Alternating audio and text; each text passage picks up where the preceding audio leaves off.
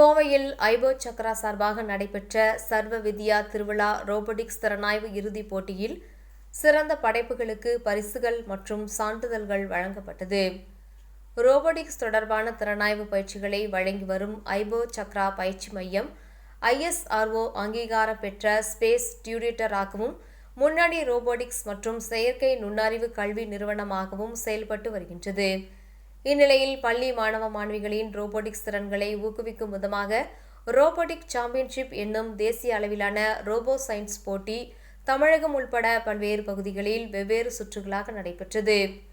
இந்நிலையில் சுற்றுகளின் அடிப்படையில் தேர்வு செய்யப்பட்ட போட்டியாளர்களுக்கான இறுதிப் போட்டி கோவை இந்துஸ்தான் கலை அறிவியல் கல்லூரி வளாகத்தில் நடைபெற்றது. முன்னதாக நடைபெற்ற இதன் துவக்க விழாவில் சிறப்பு விருந்தினர்களாக விஞ்ஞானி டாக்டர் கே கதிர்வேல், காகினிசன் இந்திய தலைவர் பாலகுமார் தங்கவேல், புரூக்ஃபீல்ட்ஸ் வணிக வளாகத்தின் தலைமை செயல் அலுவலர் அஸ்வின் பாலசுப்ரமணியம் ஆகியோர் கலந்து கொண்டனர்.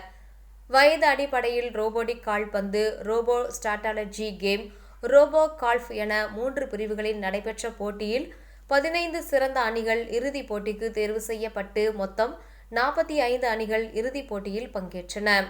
இந்துஸ்தான் கல்லூரியில் நடைபெற்ற பரிசளிப்பு விழாவில் ஐபோ சக்ரா நிறுவனத்தின் நிறுவனர் அருண் மற்றும் இணை நிறுவனர் சுஜாதா ஆகியோர் தலைமை தாங்கினர்.